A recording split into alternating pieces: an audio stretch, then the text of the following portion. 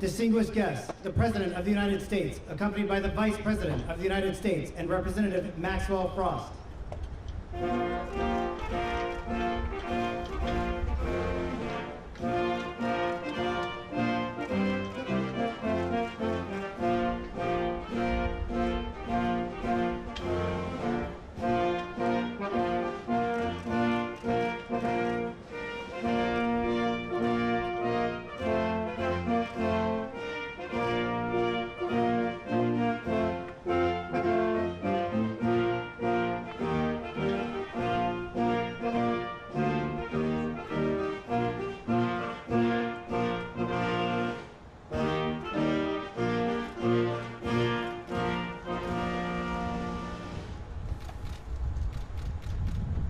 Good afternoon, everyone. Please be seated. Good afternoon.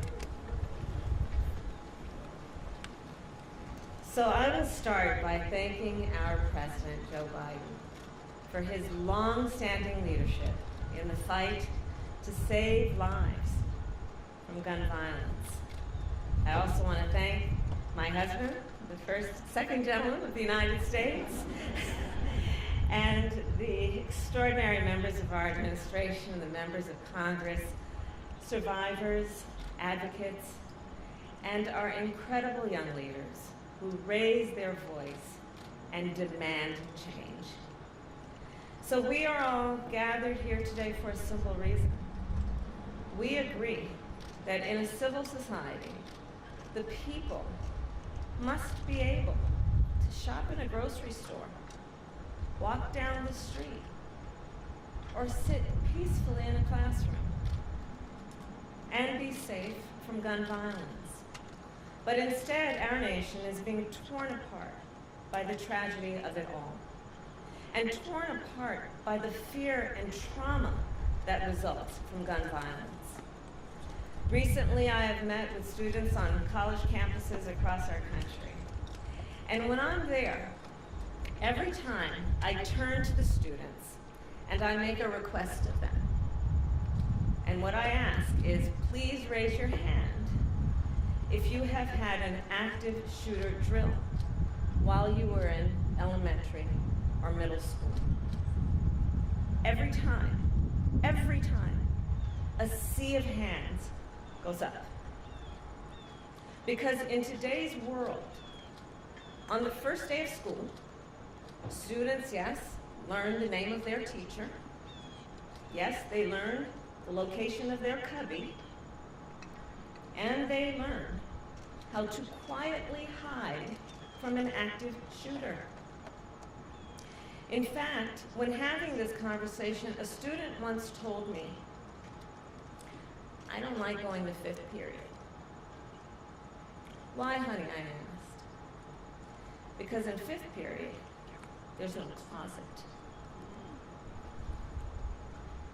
In our country today, 1 in 5 people has lost a family member to gun violence. Across our nation, every day, about 120 Americans are killed by a gun. And while this violence impacts all communities, it does not do so equally. Black Americans are 10 times more likely to be victims of gun violence and homicide. Latino Americans, twice as likely. And as a former courtroom prosecutor, I will tell you I have personally prosecuted homicide cases. I have seen with my own eyes what a bullet does to the human body. We cannot normalize any of this. These are not simply statistics. These are our children, our brothers and sisters, our mothers and fathers. As a former district attorney, attorney general, and U.S. senator, and now as vice president of the United States, I have grieved with parents who have lost a child. I have comforted children who have been traumatized by losing a parent or a sibling. We owe it to them and to those living in fear to act without delay. And on this issue, we do not have a moment to spare, nor a life to spare. And here's the thing, solutions do exist. It's a false choice to suggest you either have to choose between supporting the Second Amendment or passing reasonable gun safety laws. That's a false choice. President Biden and I believe in the Second Amendment, but we also know common sense solutions are at hand. So I'll close with just a couple points. First, President Biden and I continue to be deeply inspired by the students who are leading this movement. So many of whom are here. And second, in so many ways, we are then propelled by their work, by your work. And being propelled by what you are doing, we are expanding our work. With this new office, we will use the full power of the federal government to strengthen the coalition of survivors and advocates and students and teachers and elected leaders to save lives and fight for the right of all people to be safe from fear and to be able to live a life where they understand that they are supported in that desire and that right. And with that, I will now introduce a national leader on this issue. He was only 15 years old when he joined this movement. He is an organizer, he is an advocate, he is a coalition builder, and he is the first Gen Z member of the United States Congress. Representative Maxwell Ross.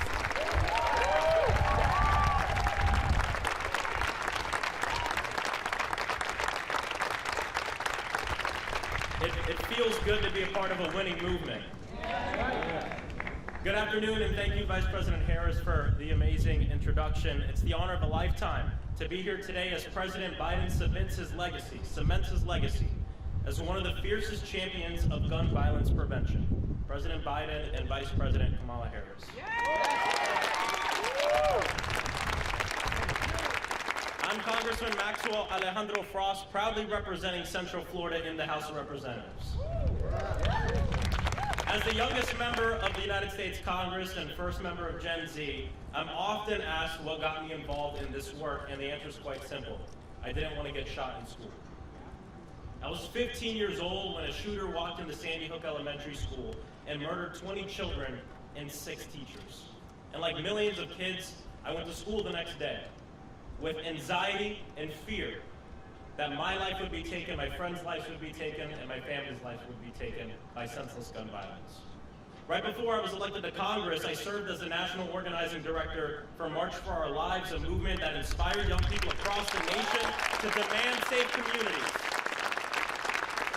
And we came together, Everytown, Brady, Newtown Action Alliance, Gifford, Sandy Hook Promise, Moms Demand Action, Change the Rep, the Community Justice Action Fund, and so many on-the-ground organizations that have been doing this work for decades. It's because of that steadfast, passionate organizing that we are a winning movement. But we're a winning movement doing very difficult work, because the brutal truth is usually when the most people are paying attention to our movement, it's usually coupled with carnage and death. But not today. Today, the country sees us here at the White House with a president who is taking action, My very first bill as a member of Congress was to introduce the Office of Gun Violence Prevention Act of 2023. To bring together a federal coordinated response on this issue. And today, that bill and our ask as a movement will become a reality due to the executive action and leadership of President Biden and Vice President Harris. See, the president understands that this issue, especially for young people, especially for marginalized communities, is a matter of survival. He's a president who's been fearless enough to reject the gun lobby and sign into law the first major federal gun legislation passed in nearly 30 years, the Bipartisan Safer Communities Act. And look, this action, that legislation come from love. From Pulse to Parkland, we fight because we love. From Breonna Taylor to Trayvon Martin, we fight because we love. From Tiana Major, Joaquin Oliver, Jamie Guttenberg, we fight because we love. Because when you love somebody, you want them to live free of gun violence. That is what true freedom is. And President Biden wants that safety and freedom for every American. And if this week has shown us anything, because the White House has been very busy this week, it's that Joe Biden wants to be and is a president that understands the power of young people. A president fighting for the world that we deserve. Today, as this administration announces yet another piece of groundbreaking action in the fight to save lives, I am proud to introduce the President of the United States of America, President Joe Biden.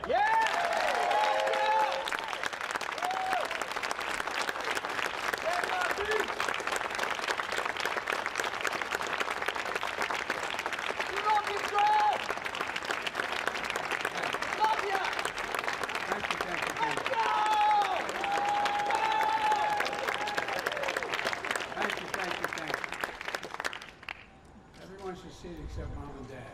Mom and Dad stand up. I want everybody to see the parents of this proud young man.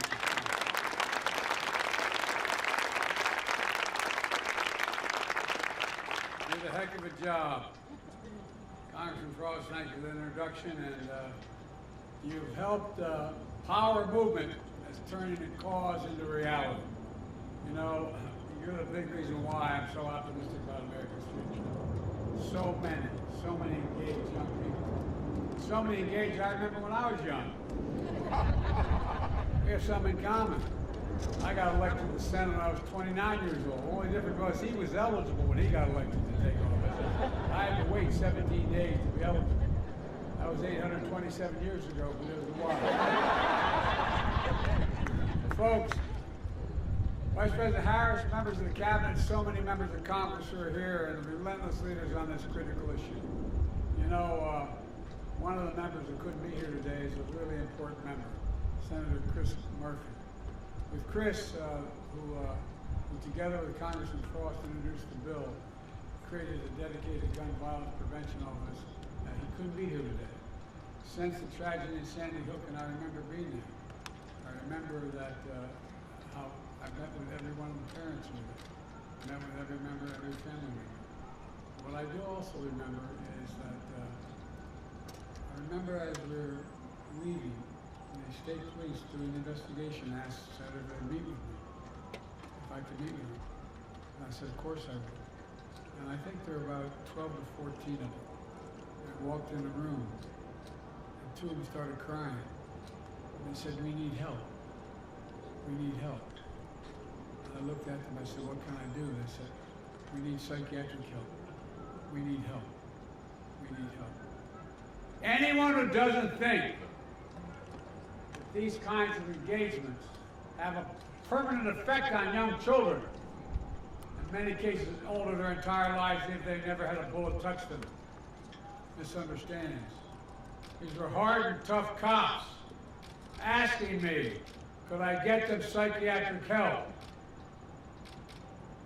To all the state and local leaders and advocates from all across the country, and to the survivors and families who are with us today, many of whom Jill and I have gotten to know. And by the way, our losses may be different circumstances, but I know events like this are really hard to attend. We want to be here to promote the change, but it brings back all the memories as it happened a day ago. I thank you, those of you who are parents, for being here, brothers and sisters, for being here. Matters. You have absolute courage. You found purpose in your pain. Because of all of you here today, all across the country, survivors, families, advocates, especially young people who demand our nation do better to protect all, who protested, organized, voted, and ran for office, and yes, marched for their lives. I'm proud to announce the creation of the first ever White House Office of Gun Violence Prevention. First office in our history.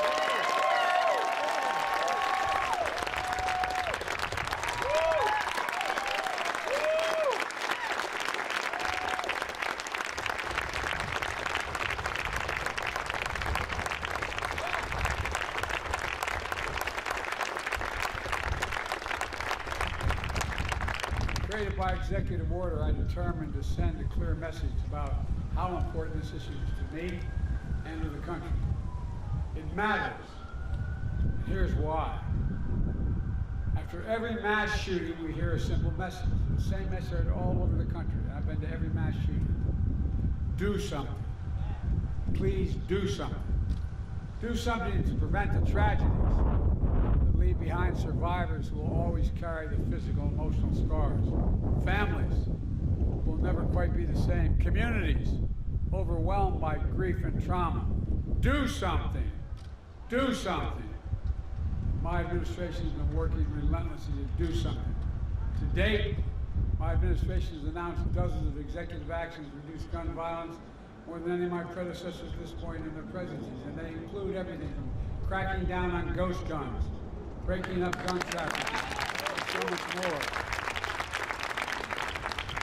And last year, with your help, I signed into law the Bipartisan Safer Communities Act, the most significant gun safety law in almost 30 years.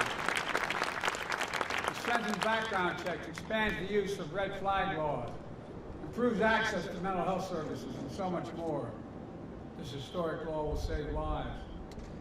It's a really important first step. And by the way, I was the guy along with a woman in California who once banned assault weapons and mobile magazines. We're going to do it again. We're going to do it again. Call to action, reason to hope. Because for so long, the conventional wisdom was we'd never get any Republicans to support gun safety legislation. But we did. For the first time in 3 decades, we came together to overcome the relentless opposition from the gun lobby, gun manufacturers, and so many politicians opposing common sense gun legislation. And we beat them.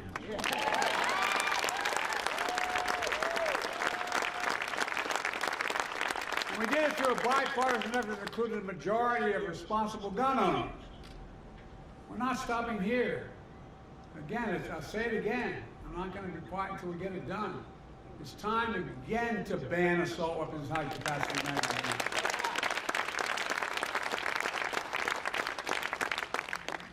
If you need 80 shots in a magazine, you shouldn't own a gun. Because look, last time we did it, it worked. We also, last time we established universal background checks to require safe storage of firearms. It's time. Yeah. It's time. Look, while we push for Congress to do more, we're going to centralize, accelerate, and intensify our work to save more lives more quickly. That's why this new White House Office of Gun Violence Prevention is what it's designed to do. It will drive and coordinate a government and a nationwide effort to reduce gun violence in America, and will be overseen by an incredible vice president who understands this. Really. That's not hyperbole, that's a fact. She's been on the front lines of this her entire career, as a prosecutor, as an attorney general, and as a United States Senator. Her deep experience will be invaluable for this office. And Steph, where's Steph Feldman? Steph, I want you to stand up, please. Steph Feldman. You've been working on this with me since Sandy Hook in 2012. Now, she was 13 years old when she joined me, but in 2012, will serve as director of the office. The office will have 4 primary responsibilities. First, to expedite the implementation of the Bipartisan Safer Communities Act and the executive actions already announced. And I mean it. We're going to fully implement it. Second, coordinate more support for survivors, families, and communities affected by gun violence, including mental health care, financial assistance, the same way FEMA responds to natural disasters. Just like same way. And help folks recover and rebuild and all of it. Look, folks, shootings are the ultimate superstar, ripping through communities. Third, identify new executive actions we can take within our legal authority to reduce gun violence. And fourth, expand our coalition of partners in states and cities across America, because we do have partners to get more. We need more state and local help to get these laws passed locally as well. And to strengthen our laws and give us more hope. Folks, to be clear, none of these steps alone is going to solve the entirety of the gun violence epidemic. None of them. But together, they will save lives. And it's going to help. It will help rally the nation to a sense of urgency and seriousness of purpose. Today, guns, I never thought I'd even remotely say this in my whole career. Guns are the #1 killer of children in America. Guns are the #1 killer of children in America, the United States of America. More than car accidents, more than cancer, more than other diseases. In 2023 so far, our country has experienced more than 500 mass shootings and well over 30,000 deaths due to gun violence. This is totally unacceptable. It's not who we are. And we have to act, and we have to act now. And let me be very clear. If members of the Congress refuse to act, then we'll need to elect new members of Congress.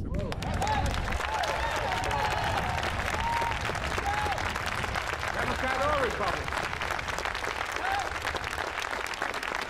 Look, folks, there comes a point where our voices are so loud, our determination so clear, that our effort can no longer be stopped. We're reaching that point. We've reached that point today, in my view, where the safety of our kids from gun violence is on the ballot. At the end of the day, whether the Democrats or Republicans, we all want our families to be safe. We all want to go to school, houses of worship, grocery stores, gyms, malls, movies, without constant anxiety. We all want our kids to have the freedom to learn how to read and write in school instead of duck and cover, for God's sake. And it matters. So let me close with this. Earlier this summer, I was in Connecticut at a summit on gun safety hosted by Senator Murphy. 4 students impacted by gun violence who are here with us today summoned extraordinary courage and stood and shared their stories on stage. 4 of them. They each came from different backgrounds, different parts of the country, different shootings. But they shared a common singular message. And one of them summed up in just a few words, and I quote, "The deadly and traumatic price for inaction." That's what he talked about, the deadly and traumatic price for inaction. They made clear what all of you know too well. That price can no longer be the lives of our children and the people of our country. They spoke for an entire generation of Americans who will not be ignored, will not be shunned, and will not be silenced. And I know progress is hard.